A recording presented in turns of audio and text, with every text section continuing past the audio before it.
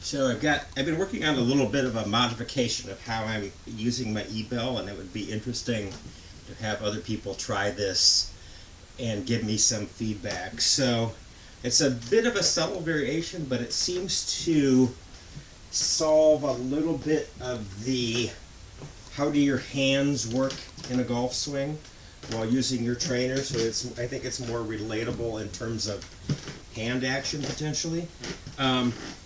So what I'm doing that's different, so typically, and it seems quite logical, to just go up on plane, let it drop, and come straight back down on plane, so staying on plane all the time.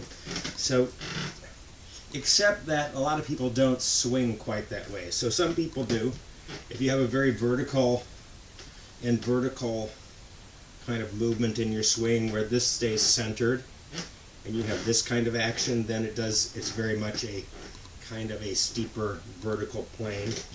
Or if you swing like a sort of one plane swing, which is something I learned to do, where you would go actually a little under, but it doesn't feel like you go under, it feels like you just go right on plane and right on plane back, like a Norman swing.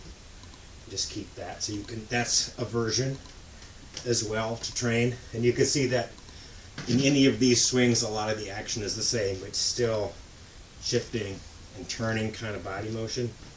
But there's another way, and you see this in Lee Trevino's swing, but you see this in most swings that most tour players have, is that here's what you call the functional swing plane, which is what's happening down here. And then most people go up above that swing plane, then they drop back down onto it. And so you go up above it, drop back down to the plane, then rotate. And then there's also a quality, and you see this in Lee Trevino, of the swing going around in a circle sort of this way, and then coming back. So making this a loop, and it's a feeling, partly with your hands, but with the club, that it goes around this way. So if you think about how a club is striking a ball,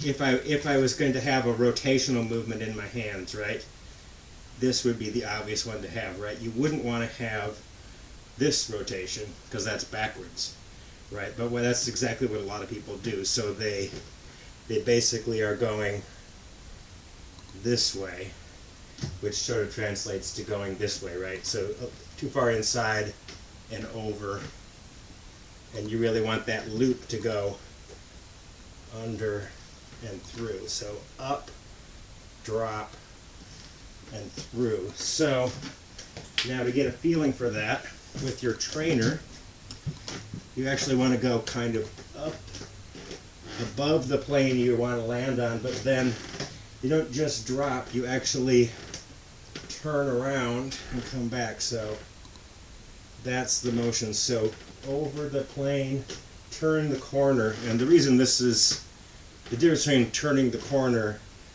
is that when you turn the corner, you have a continuous motion. If you go to there, stop, and reverse, then you've got a backswing and a forward swing. But if you have a motion where you turn the corner, you can see that my hand and subsequently the club is always moving essentially in one direction.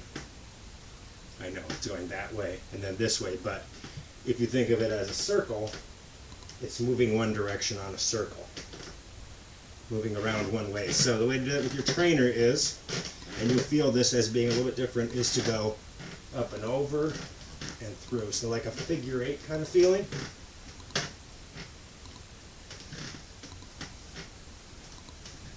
And what this does for me is it makes it much easier to delay my turn because I am going around, then I'm turning. Instead of having to wait for it, like get up there, wait for it to drop, which has been really hard for me to do on the course. Not too hard in practice, but you get on the course, you get a little, quick, and you haven't let it drop, and then you're a little bit over the top, and then you're fighting it, right? So up and over. Because it's one motion, it's easier to time, at least for me. So for anybody that's out there with an e-bell, and wants to try this sort of variation, I would be really curious as to your response of what you think that does for your swing. And so you try it with an E-bell then, and then I would really just try that. You can try it in a small way with your club first, which is to feel like you're swinging this way. You're making a little circle like that. So similar. And then you just move that in space. So up and down. So up, down, through, like that. I'll demonstrate one. And you'll find that it's very, at least for me, it's a very smooth transition. It's an endless, seamless kind of transition. There's no really pause exactly. There's a pause in terms of vertical pause and drop, but in terms of this motion, it doesn't really come to a stop. It just goes around the corner sort of smoothly. So I'll do one again.